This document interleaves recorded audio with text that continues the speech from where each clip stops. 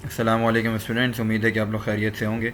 जैसा कि आप लोग जानते हैं कि मैं लास्ट टाइम जो है वो चैप्टर नंबर 2 के एमसीक्यूज़ डिस्कस किए थे, उसका जो असाइनमेंट है वो आप लोगों के पास आ गया होगा। ठीक है, और कुछ बच्चों ने मुझे सॉल्व करके दे भी दिया है। और आज जो हमने करना है वो चैप्टर नंबर 3 के एमसीक्यूज़ हैं। ठीक है, चंद एक एमसीक्यूज़ जो है मैंने चेंज किए होंगे असाइनमेंट में, बाकी सारे एमसीक्यूज़ जो है वही वाले ही हैं।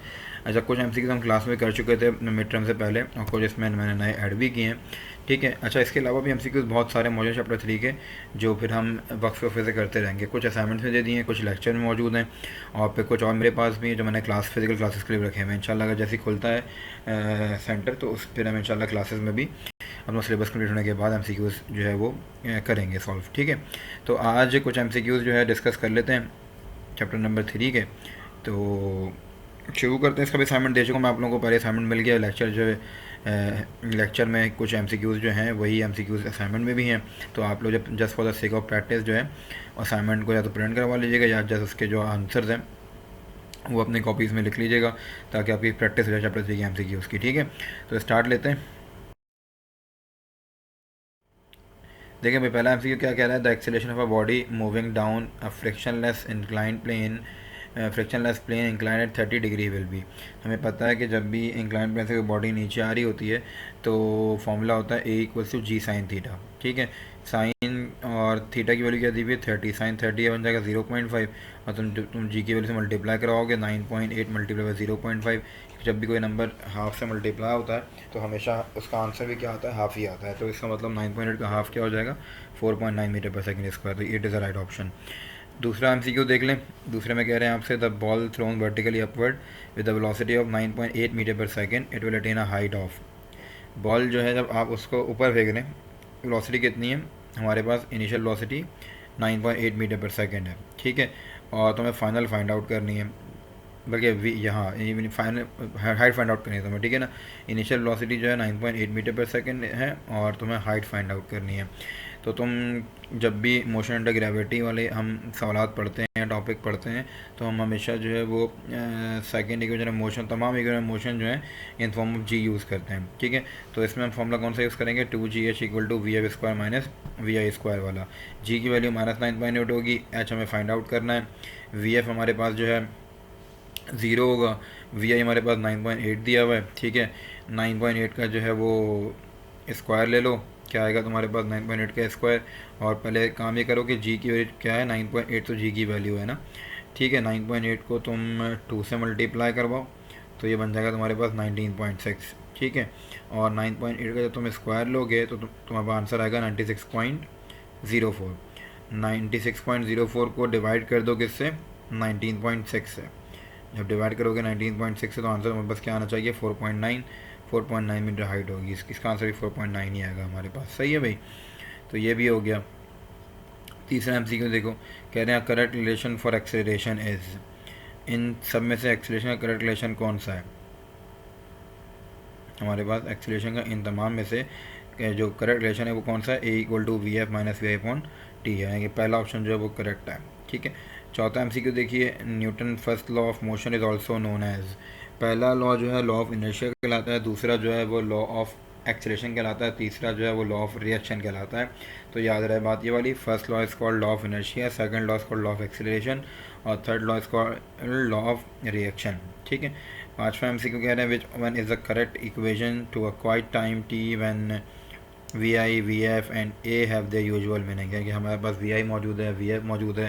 तो जब टाइम की वैल्यू निकालनी होगी तो फॉर्मूला क्या यूज़ करेंगे? इसको देखो कितनी आसान बात है, ए को इधर ले और टी को वहाँ ले जाओ, तो ये रहा formula, T=VF-VI/, is the right equation for time T. Now next MCQ is, इसमें तुमसे कहते हैं बॉडी रिमेन्स एट रेस्ट और continues to move with uniform velocity unless dash और and dash force acts on it. यानी कि body को rest में रहने के लिए, या फिर यूँ समझो कि यूनिफॉर्म वेलोसिटी से मूव करने के लिए, जब भी आसान लफ्ज़ में यूँ कह लूँ कि इक्विलिब्रियम में रहने के लिए बॉडी को कौन सी फोर्सेस चाहिए? हमेशा अनबैलेंस फोर्स चाहिए होगी। क्यों? इसलिए क्योंकि देखो इक्वल तो हाँ, बल्कि इक्वल फोर्सेस चाहिए होंगी। ठीक है, रेस्ट में रहने के लिए इक्वल होंगी, लेकिन हमारे पास कैसी होंगी? अपोजिट डायरेक्शन में होंगी। ठीक है, हम उसको अनइक्वल नहीं कह सकते। मैग्नीट्यूड की बात कर रहे हैं तो हमेशा इक्वल फोर्सेस होंगी, लेकिन अपोजिट डायरेक्शन में होंगी। ठीक है, इक्विलिब्रियम में बॉडी होगी उसी वक्त, जैसे लेट सपोज अगर 5 न्यूटन की फोर्स लग रही है राइट वर्ड, तो 5 न्यूटन की लगनी चाहिए तुम्हारे पास राइट लेफ्ट वर्ड भी, ठीक है। तब जाके बॉडी किस में आएगी, रेस्ट में आएगी, अभी कंटिन्यूसली यूनिफॉर्म वेलोसिटी मूव कर रही होगी। आसान लफ्ज़ों में यूँ कह लो कि इक्विलिब्रियम में जब भी बॉडी होगी तो हमेशा उस पर इक्वल फोर्सेज लग रही होती हैं, ठीक है। नंबर 7 MCQ देखिए बच्चों, कह रहे हैं in an elastic collision kinetic energy is conserved but momentum is not conserved. अच्छा, ये टॉपिक जो है इलास्टिक कोलिजन का, जो सेक्शन ए वाले स्टूडेंट्स हैं उन्होंने तो पढ़ा होगा कि सेक्शन बी वालों ने इलास्टिक कोलिजन नहीं पढ़ा, या शायद पढ़ा होगा, मुझे नहीं याद मैंने पढ़ाया था नहीं पढ़ाया था, क्योंकि रेडियो सिलेबस का हिस्सा नहीं है ये। कह रहे हैं इन इलास्टिक कोलिजन में काइनेटिक एनर्जी जो है वो तो तुम्हारे पास कैसी होती है, डिफरेंट होती है, लेकिन मोमेंटम हमेशा कांस्टेंट होता है। तो ये आ गया आपके पास second option, momentum is conserved but kinetic energy is not conserved, ठीक है। अगली स्लाइड में चलिए। नेक्स्ट स्लाइड पहला MCQ क्या कह रहा है आपसे कि under the influence of constant unbalance force a body moves with, जब कंटिन्यूसली अनबैलेंस फोर्स लग रही है बॉडी के ऊपर, ठीक है, तो उसमें क्या होगी, यूनिफॉर्म वेलोसिटी होगी, यूनिफॉर्म एक्सेलरेशन होगी, या वेरिएबल एक्सेलरेशन होगी, यूनिफॉर्म स्पीड होगी बॉडी पे। देखो जब भी किसी बॉडी पे अनबैलेंस फोर्स लगती है ना, तो उसके अंदर जो है एक्सेलरेशन वेरिएबल होती है, मुसलसल जो है वो एक्सेलरेशन जो है वो चेंज हो रही होती है, ठीक है। तो हम क्या कहेंगे, वेरिएबल एक्सेलरेशन, अनबैलेंस फोर्स जब लग रही होगी तो। अच्छा, फिर चलिए आगे नेक्स्ट MCQ के ऊपर, according to Stokes law of force exerted on a sphere of radius r moving vertically down, the constant velocity v in a liquid of viscosity is given by Stokes law के accordingly जो भी आपके पास जब कोई भी liquid है उसके molecules हैं, ठीक है, उस पर जो फोर्स लग रही होती है स्टोक्स लॉ के अकॉर्डिंगली, वो हमारे पास फॉर्मूला क्या होता है उसका, 6 6πnRV होता है, ठीक है। N number of molecule, r radius, we velocity, pi constant quantity है, और 6 जो हमारे पास क्या है, एक कॉन्स्टेंट नंबर है। अगला MCQ देखो, कहते हैं helicopter of mass 3 kilogram rises vertically with a constant speed of 25 centimetre per second, what resultant force acts. अच्छा, जब भी कांस्टेंट स्पीड से ऊपर जा रहा है ना तो हमारे पास हेलीकॉप्टर, ठीक है, तो जितना हमारे पास होगा वेट, ठीक है, उतनी ही लगेगी हमारे पास क्या, रिजल्टेंट फोर्स। लेकिन यहाँ पे वेट दिया हुआ ही नहीं है, जब वेट नहीं दिया हुआ तो अगर मैं वेट फाइंड आउट कर लूँ तो वेट फाइंड आउट भी नहीं कर सकते, फ़ायदा नहीं है, क्योंकि हमारे पास यहाँ पे जो है वो जी की वैल्यू नहीं दी हुई है, ठीक है। अच्छा, अब देखें जब नहीं दिया हुआ, वेट नहीं दिया, तो इसका मतलब हमारे पास क्या हुआ कि यहाँ पर ज़ीरो रिजल्टेंट फोर्स होगी, ठीक है। रिजल्टेंट फोर्स कितनी होगी, यहाँ पे ज़ीरो लगी होगी, क्योंकि जब भी कांस्टेंट वेलोसिटी से या कांस्टेंट स्पीड से अपवर्ड या डाउनवर्ड मूव कर रहा होता है तो रिजल्टेंट फोर्स नहीं लग रही होती है, उसके ऊपर ज़ीरो होती है, ठीक है। और 11 के ऊपर, Stokes law is good for the bodies of all shape, motion through viscous medium, motion through non viscous medium, motion through vacuum. Stokes law जो है हमेशा पढ़ते ही विस्कोसिटी फाइंड आउट करने के लिए, ठीक है। जब विस्कोसिटी फाइंड आउट करने के लिए पढ़ते हैं तो जाहिर सी बात है मोशन थ्रू क्या होगा, विस्कस मीडियम होगा, तो दैट्स वाई स्टोक्स लॉ हमेशा उस पर अप्लाई करते हैं, हम विस्कस मीडियम की बात कर रहे होते हैं। नेक्स्ट MCQ क्या कह रहे हैं, 1 kilogram stone when falling from a height of 10 metre strikes the ground the velocity of, अगर 10 मीटर की हाइट से आपने एक स्टोन फेंका 1 किलोग्राम का, तो बताओ ये कि जिस वेलोसिटी जाके टकराएगा ज़मीन पे उसकी वेलोसिटी क्या होगी। देखो फॉर्मूला क्या लगाऊँ, 2gh = vf² - va² again third equation of motion under the motion of gravity. तो g कितना है हमारे पास 9.8 और ये कितना है हमारे पास 10, तो 2 को पहले 10 से मल्टीप्लाई करो 20 बन जाएगा, 20 को तुम 9.8 से मल्टीप्लाई कर दो तो बन जाएगा तुम्हारे पास 196, ठीक है। 196 का जो है वहाँ पर क्या है, vf² - va² है, तो vf जो है वो तो होगा 0, ठीक है, और vi तुम्हारे पास क्या आ जाएगा, सॉरी vi तुम्हारे पास 0 का, vf तुम्हारे पास क्या है, क्योंकि ऊपर से आ रही तो vi 0 होगा ना, जब नीचे से जा रही होती तो vf 0 होता है, ऊपर से नीचे आ रही होती तो vi 0 होता है, vi 0 है तो vf पे स्क्वायरिंग हम बोथ साइड्स कर देंगे, जब स्क्वायरिंग हम बोथ साइड्स करेंगे तो 196 का स्क्वायर क्या आएगा हमारे पास 14 मीटर पर सेकंड आएगा, ठीक है भाई। अच्छा, नेक्स्ट देखिए, नेक्स्ट में कह रहे हैं if the velocity time graph of a body is a straight line parallel to time axes, its acceleration will be. देखो कहते हैं बेटा if the velocity time graph, velocity time है कि वाई एक्सेस वेलोसिटी वाला है और ये टाइम वाला है, ठीक है। कहते हैं parallel to time axis, parallel to time axis आ गया, ये टाइम तो चेंज हो रहा है बट वेलोसिटी चेंज नहीं हो रही। जब वेलोसिटी चेंज नहीं हो रही तो उसकी एक्सेलरेशन क्या होगी, जब भी आपके पास वेलोसिटी चेंज नहीं होती तो एक्सेलरेशन होती नहीं है, ज़ीरो एक्सेलरेशन इसमें, ठीक है। नंबर 14 देखिए, the unit of linear momentum is, linear momentum का यूनिट क्या होता है, न्यूटन सेकंड होता है, ये आ गया न्यूटन सेकंड। अच्छा चलिए नेक्स्ट स्लाइड के ऊपर। नेक्स्ट स्लाइड पहले हमसे क्या कह रहा है हमसे, when a body slides over surface the kinetic friction and static friction related as, जब बॉडी स्लाइड कर रही है किसी बॉडी के ऊपर तो उसमें बताओ कौन सी फ्रिक्शन बड़ी होगी, काइनेटिक फ्रिक्शन बड़ी होगी, स्टैटिक फ्रिक्शन बड़ी होगी। मैंने बताई थी एक बार, जब बॉडी मूव कर रही होती है तो उसके अंदर काइनेटिक फ्रिक्शन होती है, और जब बॉडी रुकी हुई होती है तो उसके अंदर स्टैटिक फ्रिक्शन होती है। इसका मतलब जब बॉडी मूव कर रही है तो ऑब्वियसली फ्रिक्शन कम हो गई है, ठीक है। तो कौन सी फ्रिक्शन कम हो गई, काइनेटिक फ्रिक्शन जो है वो कम हो गई और स्टैटिक फ्रिक्शन ज़्यादा हो गई, मतलब ये वाला आपके पास रिलेशन जो है वो करेक्ट रिलेशन है। नंबर 16 देखो बच्चों, 16 में कह रहे हैं, a car travelling at 65 kilometre per hour turns west without a change in speed the car is moving with. देखो स्पीड चेंज नहीं करी लेकिन डायरेक्शन चेंज कर ली। जब डायरेक्शन चेंज कर ली तो वेलोसिटी जो है डिपेंड करती है अपनी डायरेक्शन के ऊपर और मैग्नीट्यूड के ऊपर, कोई एक भी अगर चेंज होगा ना, ठीक है, क्योंकि वेलोसिटी चेंज डिपेंड कर रही है डायरेक्शन की, वो वेक्टर क्वांटिटी है। अगर वेलोसिटी चेंज हो रही है विद रिस्पेक्ट टू डायरेक्शन तो उसका मतलब उसमें क्या एक्सेलरेशन प्रोड्यूस हो रही है, उसका मतलब तुम क्या रखोगे इज मूविंग विद एक्सेलरेशन। सही है। 17 पे आ जाओ, how much height does a free falling body of mass 10 kilogram in 2 seconds, क्या हाइट अचीव करेगी बॉडी 2 सेकेंड्स के अंदर। तो फॉर्मूला हमारे पास क्या लगाएंगे हम, h equal to v i t plus half g t square, ठीक है भाई। हाइट निकालनी है तो v i t, v i zero तो टाइम भी ज़ीरो कर देगा, वी आई टी वाला फैक्टर ज़ीरो हो जाएगा पूरा। Half g t square, half g t square मतलब 1/2 मल्टीप्लाई बाई 9.8 मल्टीप्लाई 2 का स्क्वायर, तो 2 का स्क्वायर 4 हो गया, 2 1 2 2 2 4 कट गया, ठीक है। 9.8 को 2 से मल्टीप्लाई करवा लो, 19.6 मिनट आंसर आ जाएगा तुम्हारे पास इसका। सही है बच्चों। चलें आगे, अब नंबर 18 MCQ के ऊपर यहाँ कह रहे हैं, the laws of motion shows the relation between, laws of motion क्या शो कर रहे होते हैं, मास एंड वेट शो कर रहे हैं, मास एंड एक्सेलरेशन कर रहे हैं, मास एंड वेलोसिटी कर रहे हैं, या फोर्स एक्सेलरेशन कर रहे हैं। तो फोर्स और एक्सेलरेशन का जो है वो रिलेशन शो कर रहे हैं आपके पास लॉज ऑफ मोशन, ठीक है। और specially second law of motion जो है उस फोर्स एंड एक्सेलरेशन का रिलेशन शो करता है। अच्छा नेक्स्ट MCQ के क्या है हमारे पास, equation of F equal to 6 pi NRV represents, अभी लास्ट स्लाइड बता कर आया हूँ कि फॉर्मूला किसका था, स्टोक्स लॉ का, तो लगा दिया स्टोक्स लॉ पे टिक। देन उसके बाद the rate of change of linear momentum is, rate of change of linear momentum पढ़कर आए थे, F is equals to delta p upon delta t, यानी कि force is the rate of change of linear momentum. सही है। अच्छा फिर उसके बाद अगर देखें 21 MCQ कहते हैं, the dimension of linear momentum are, linear momentum जो है, लीनियर मोमेंटम का फॉर्मूला हमारे पास क्या होता है, एम वी आर होता है, ठीक है।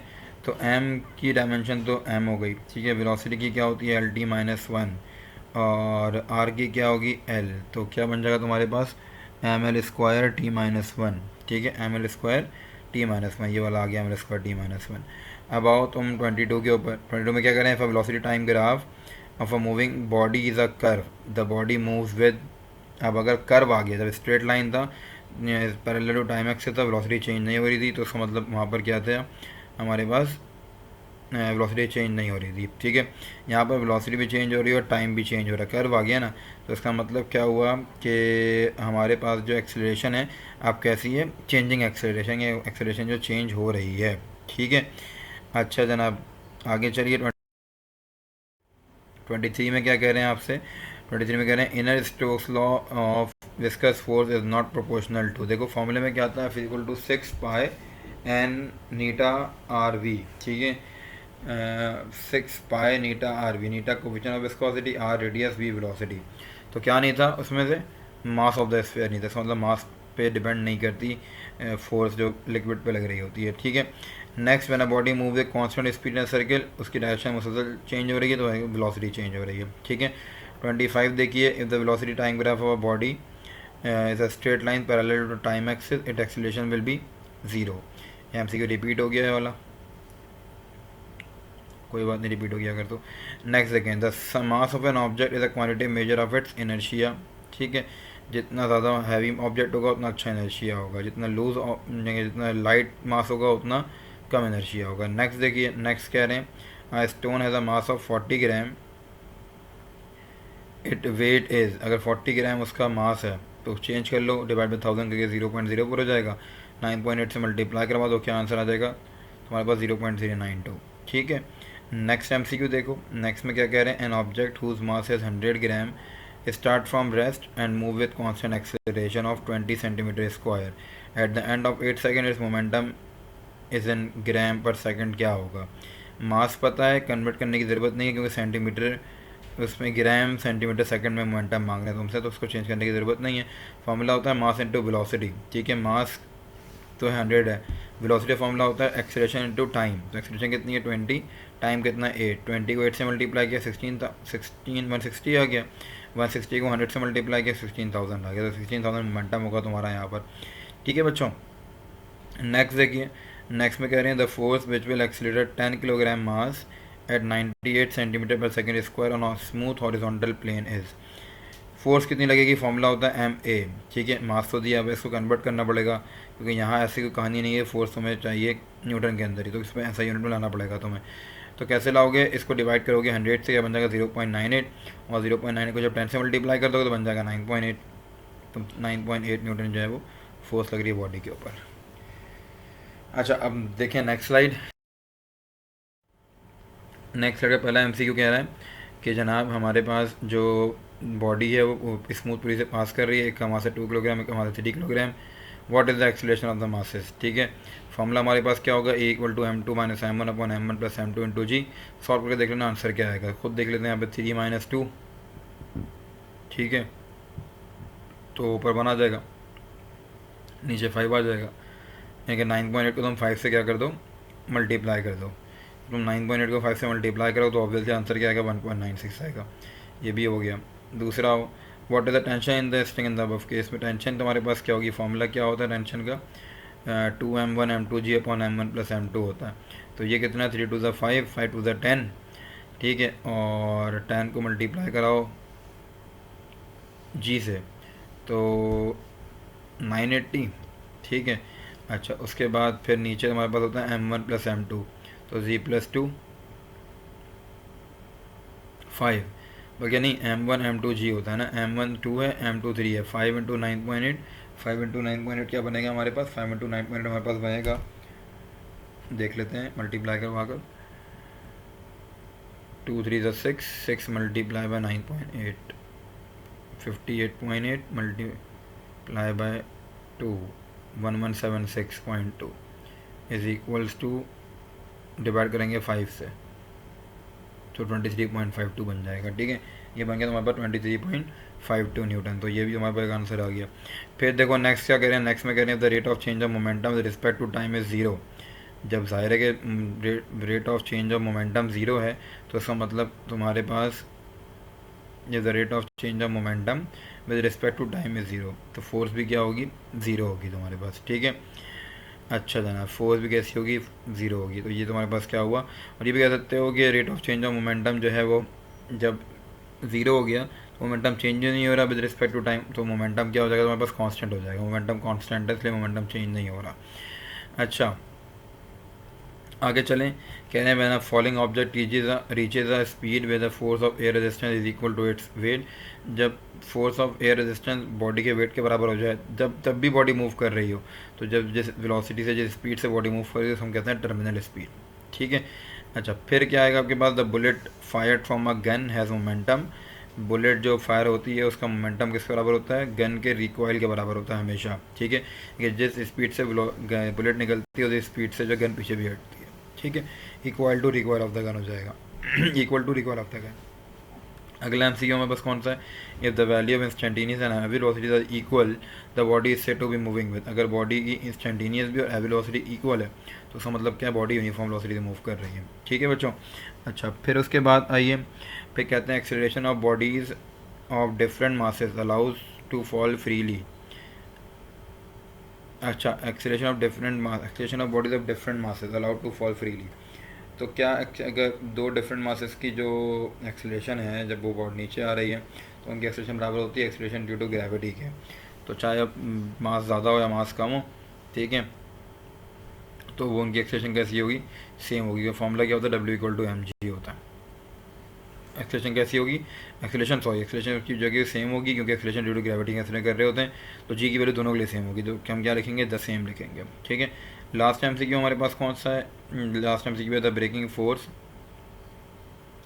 needed to bring a car of mass 1200 kg to rest in 5 seconds when it is moving at 20 metre per second is. Breaking force कितनी होगी, फोर्स का फॉर्मूला होता है F=ma। तो ये वेलोसिटी दी हुई है, टाइम दिया हुआ है, 20 को 5 से डिवाइड करो, क्या आंसर आएगा तुम्हारे पास 4, ठीक है, 4 मीटर पर सेकेंड स्क्वायर, और यहाँ तुम्हारे पास आ जाएगा 1200। तो ये मास हो गया, एक्सलेशन कितनी आ गई, 4 आ गई, 1200 को 4 से मल्टीप्लाई करो, बन जाएगी फोर्स कितनी, 4800 न्यूटन, ठीक है। अच्छा, ये तो तुम्हारे पास हो गया 37 MCQs। इसके अलावा भी MCQs मौजूद हैं जो मैंने इसमें दिए हैं, क्या कहते हैं आपको, अलग अलग असाइनमेंट के अंदर। इसके अलावा भी और हैं, तकरीबन एक पूरा मेरे पास बना हुआ है पेपर के तौर पे। तो वो इंशाल्लाह जब क्लासेस शुरू हो जाएंगी, फिजिकल वापस रेज्यूम हो जाएंगी क्लासेस आप लोगों की, तो फिर हम बाकी MCQs भी डिस्कस करेंगे इंशाल्लाह। जो हम चैप्टर के MCQs कर रहे हैं ना, इसी में से आपके 42 MCQs पेपर में आ जाएंगे, और हमारे मार्क्स जो है वो अच्छे आ जाएंगे। मेहनत हुई इसीलिए रही है कि जो 50% पोर्शन है पेपर का MCQs का, वो अच्छे से अच्छे कवर हो जाए, क्योंकि जितना अच्छा कवर होगा उतने अच्छे मार्क्स फिजिक्स के पेपर में बन जाएंगे, ठीक है। तो कोई भी ऐसा MCQ हो जो असाइनमेंट के समझ में ना आया, इस लेक्चर में कोई समझ में ना आया हो, तो मुझसे पूछ लीजिएगा आप लोग अपने रिस्पेक्टिव व्हाट्सएप ग्रुप पर, ठीक है बच्चों। अपना ख्याल रखिएगा, अल्लाह हाफ़िज़।